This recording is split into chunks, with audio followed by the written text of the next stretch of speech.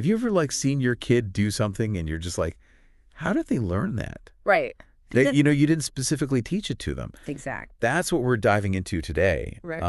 We're going to be looking at how kids learn by just watching us. Yeah. We've got some great research here to break down. Absolutely. And we're going to be looking at everything from the science behind it. Mm-hmm. You know all about mirror neurons. Yes. And emotional contagion. Yeah. We even have this fascinating experiment with rice seeds. Oh, cool. That I'm excited to get into. So, get ready to see your own childhood or maybe your parenting style in a totally different light. It's going to be good. So, it's really interesting because it really is more than just mimicry when we talk about kids observing us and learning. Right. It's not just them copying us. Yeah. Their brains are literally building pathways based on what they see us do. Okay. Particularly in those first few years of life. So it's more than monkey see, monkey do. There's like actual brain science happening here. Oh, yeah, absolutely. You know how like when someone yawns and then you yawn? Yeah. That's mirror neurons at work. Uh-huh. Those same neurons are firing in a child's brain when they're watching you. Wow. So they're basically practicing an action before they even try it themselves. So it's kind of like when you see a lion cub watching its mom hunt. You know, they're not actually doing it yet. Right. But they're forming those pathways. Exactly. And it's not even a conscious decision for them. It's just their brains being wired for survival and learning. And that applies to everything from physical actions to emotional responses. Okay, so let's talk about those emotional responses for a second. Okay. Because I think every parent out there has a story about their kid having a meltdown in the grocery store. Oh, for sure. And, you know, those terrible twos are a real thing. But I've always wondered, is it really just a phase? Or are they like picking up on our stress too? That's a really great question. And it's actually a bit of both. Okay. Yes, toddlers are definitely in this stage where they're testing boundaries. Right. And figuring out cause and effect. But a lot of what we might perceive as defiance could actually be a reflection of what they're observing at home. Okay, so wait, are you saying that if I'm telling my kid no all the time, they're actually more likely to be rebellious? It's not quite that simple, but think about it. Okay. If no is the primary way that a child is interacting with their environment, they might internalize that as the way to communicate their own needs.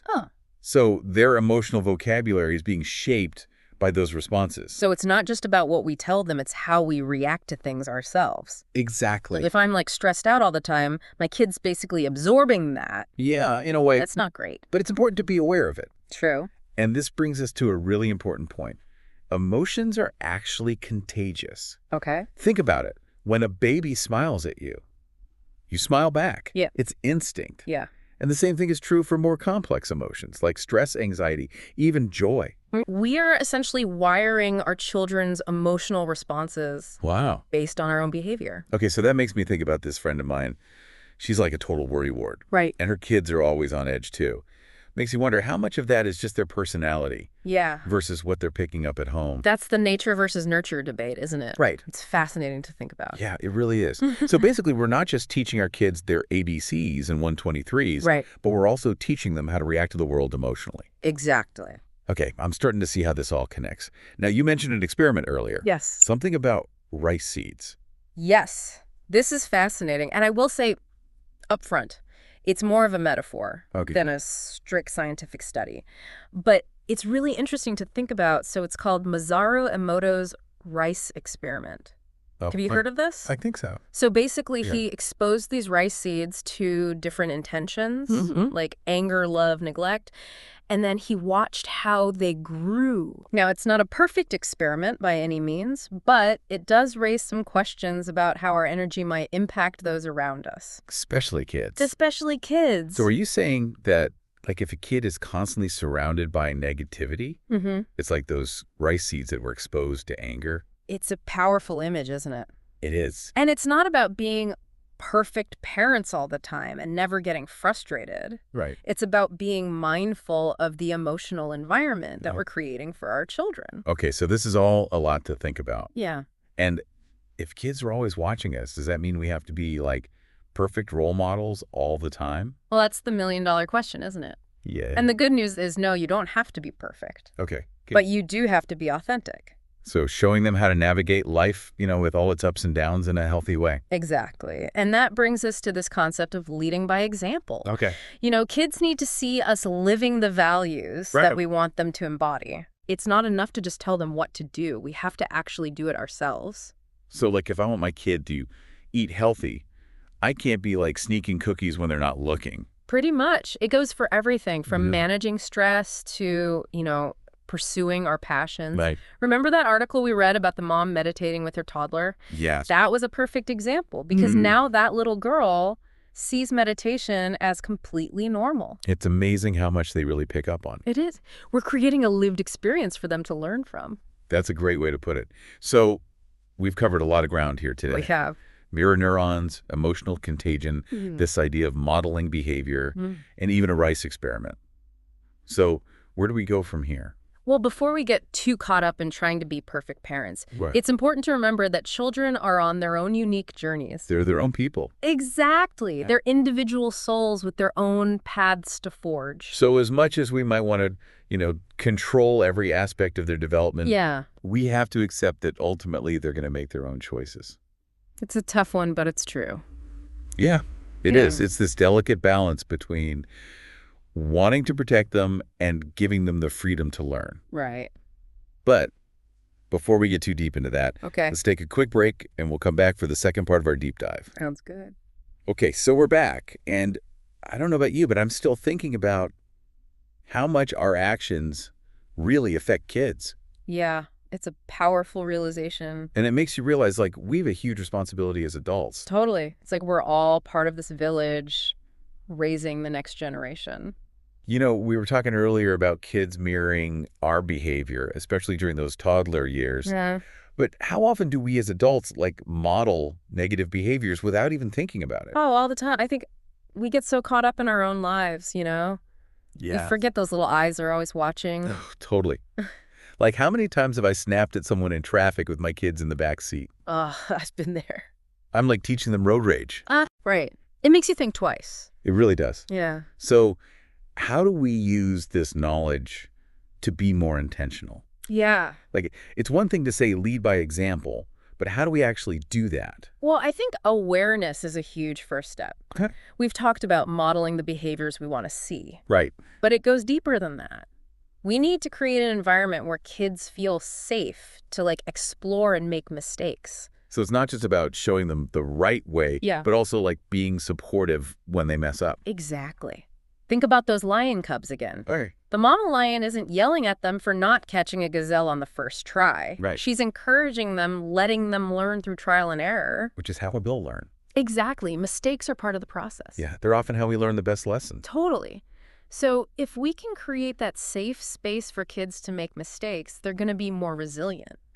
They'll bounce back from setbacks and reach their full potential. Okay, that sounds amazing. Yeah. But how do we actually create that kind of environment? It's definitely a journey, not a destination. Right. But I think it starts with compassion. Compassion, yeah. Both for ourselves and for our children. So how does compassion play into creating this, supportive learning environment? Well, when we're compassionate with ourselves, we're more likely to be patient with our kids. Okay. We won't overreact when they make a mistake. Right. And we'll see those mistakes as opportunities for growth. It's like that saying, you can't pour from an empty cup. Exactly. If we're constantly beating ourselves up, we won't have anything left to give.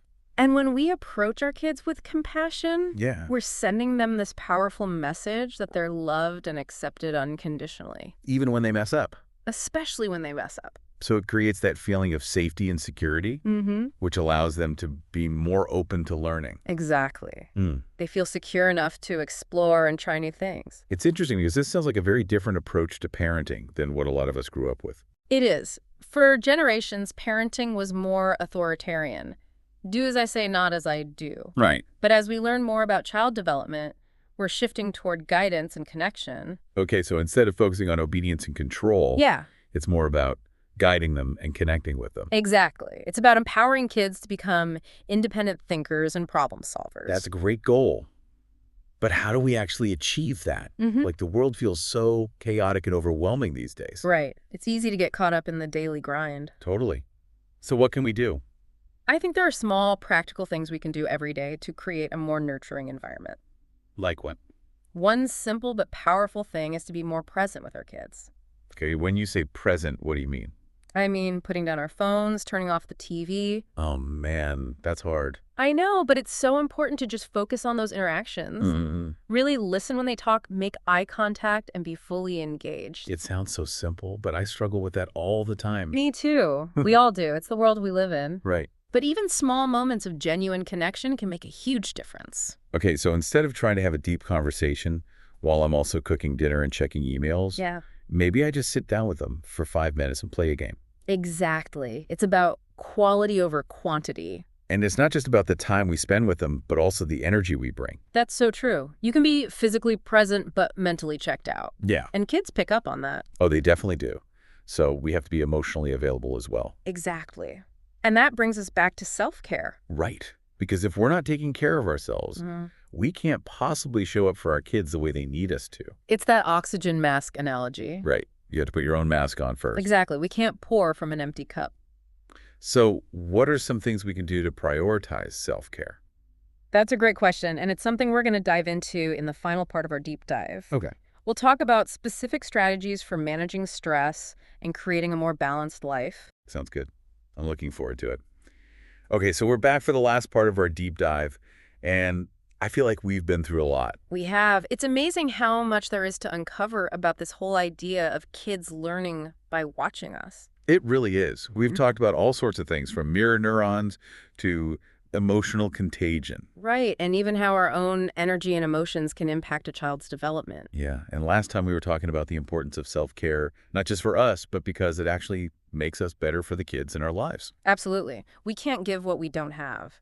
If we're running on empty, we're not going to show up the way they need us to. So let's get practical. What are some things we can actually do to prioritize self-care? Well, first, we need to shift our perspective and realize that self-care isn't selfish, it's essential. Okay. It's like that oxygen mask on the airplane. You have to take care of yourself first. Right, right. So how do we actually put that into practice, though? I think it's helpful to think about self-care holistically. It's not just about, bubble baths and spa days. Though I do love a good bubble bath. Me too. But it's about nurturing our whole selves, physical, emotional, and mental. So like getting enough sleep, eating healthy, moving our bodies, spending time in nature. Exactly. All those things contribute to a feeling of balance. Yeah. But I know what you're thinking. What? Who has time for all that? Yeah, seriously. I'm already overwhelmed just thinking about it. Right. And that's why it's not about making these huge changes. It's about finding small, sustainable ways to fit self-care in. Okay, so instead of like aiming for an hour-long workout, I could just take a 15-minute walk on my lunch break. Exactly. Or maybe you swap out one sugary snack for a piece of fruit. Little things like that. It's about progress, not perfection. It shouldn't feel like another chore on the to-do list. Exactly. Self-care should be a gift, a way to recharge and show up more fully in our lives. Okay, so we talked about the physical side, but what about emotional and mental well-being? Those can be even harder to prioritize, right? Absolutely. It always feels like those are on the back burner. One thing that can be really helpful is cultivating a mindfulness practice. Mindfulness. I have to admit that sounds a little intimidating. I know it can sound a bit woo-woo, but it really doesn't have to be complicated. Okay. It's just about bringing awareness to the present moment without judgment. So instead of replaying yesterday's mistakes or worrying about tomorrow, Exact. it's about focusing on what's happening right here, right now. You got it. And there's so many ways to practice mindfulness. It could be through meditation yoga or just taking a few deep breaths. You know, it's funny how this all ties back to what we were talking about earlier, about how kids are always watching us. It does. When we model mindfulness, we're teaching them how to regulate their own emotions. It's like giving them a superpower. Yeah, I love that. Yeah. And it's not just about modeling mindfulness, it's also about creating a culture of emotional expression in our homes. Okay, what do you mean by that? It means letting our kids express their full range of emotions without judgment or shame. So instead of telling them to stop crying or toughen up, we create a safe space for them to just feel their feelings. Exactly. When we validate their emotions, we're teaching them that it's okay to feel sad or angry or scared. And that those feelings are important. Exactly. And it starts with us being honest about our own emotions. If we're bottling up our feelings, it's going to be hard to let our kids express theirs. Exactly. We have to model that emotional honesty. This has been such a great conversation. I've learned so much. You too. It really makes you think about the ripple effects of our actions. It's not just about our own kids. It's about future generations. Exactly. The way we parent today is shaping the world of tomorrow. It's a big responsibility, but also an incredible privilege. Well said. It's not about being perfect parents. It's about showing up authentically. And doing our best. Creating a world where children can thrive. So before we go, I want to leave our listeners with one final thought. Okay. What is one small act of self-care you can do today? It could be as simple as taking 5 minutes to meditate, or calling a friend, or just doing something you enjoy. Make it a priority. Because when you take care of yourself, you're taking care of everyone around you. That's a beautiful way to put it. Thanks for having me today. It's been a pleasure. It's been great having you. And to all our listeners, thanks for joining us on this deep dive. We'll see you next time.